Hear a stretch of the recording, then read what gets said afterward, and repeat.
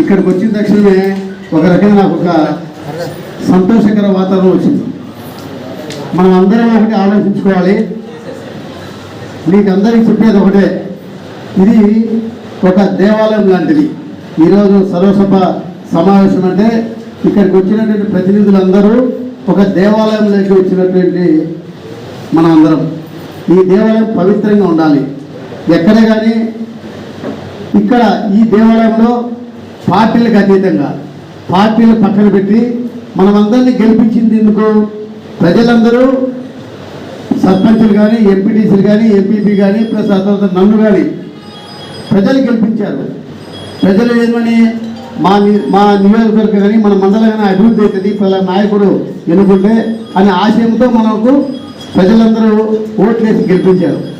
వాళ్ళ ఆశయాన్ని ఖచ్చితంగా మనం నెరవేర్చే బాధ్యత మన మీద ఉంది.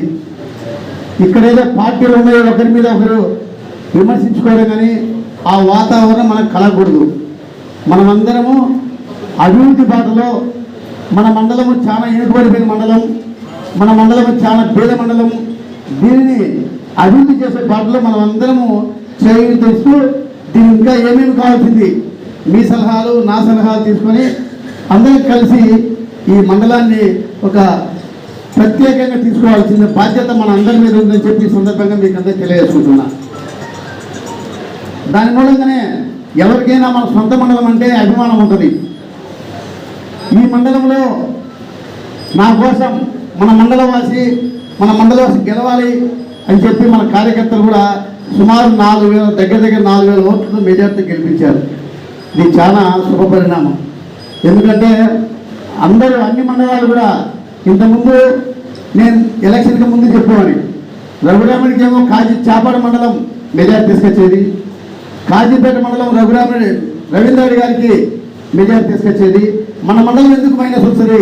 నేను ఎక్కడికైనా పోయినా కూడా మీ మండలం ఎన్ని ఓట్లు వచ్చాయని నన్ను అడిగే ప్రశ్న వచ్చేది. అది మీరు ఆలోచించుకోమని మిమ్మల్ని అందరూ అడిగారు. మీరందరూ కూడా ఆలోచించుకొని మన మండల వాసికి ఖచ్చితంగా గెలిపించుకోవాలా అని చెప్పి అందరూ రాత్రి పౌరులు కష్టపడి సుమారు 4,000 ఓట్లతో గెలిపించి నన్ను ఎమ్మెల్యే గెలిపించారు. మీరందరూ మిమ్మల్ని ఎప్పటికీ కూడా మర్చిపోలేను. ముఖ్యంగా మన మండలం చాలా వెనుకబడిపోయిన మండలం. దీని ప్రణాళిక ప్రకారం అభివృద్ధి చేయాలి. దీంట్లో ఉన్నటువంటి అవకతవకలు చాలా ఉన్నాయి. మన మండలంలో ఒకరికొకరు బడా నాయకులు ఉంటే అందరూ బీదలు, చాలా అన్యాయం జరుగుతుంది. కొంతమందికి దుర్మార్గంగా కొంతమంది దోచుకుంటాము. ఇవన్నీ పక్కన పెట్టి ఎవరికి పార్టీలకు అతీతంగా ఎవరు భూములు లేవో, నేను అదే అమ్మాయి గారికి ఇప్పుడే ఈ సభాముఖంగా తెలియజేస్తున్నా, ఎవరే కానీ ఈ రోజు నుంచి అక్రమంగా ఎక్కడ కానీ దోచుకునేది, ఎక్కడ కానీ వెహికల్ మిషన్లు పెట్టి భూములు సదును చేసుకొని ఆక్యుపై చేసుకునే పద్ధతి స్టాప్ చేయాలి. ఎవరు చేసినా కూడా వాళ్ళ మీద ఇమ్మీడియట్గా యాక్షన్ తీసుకోవాల్సిందిగా ఎంఆర్ఓ గారు తెలియజేసుకుంటున్నా. ఫస్ట్ విషయం.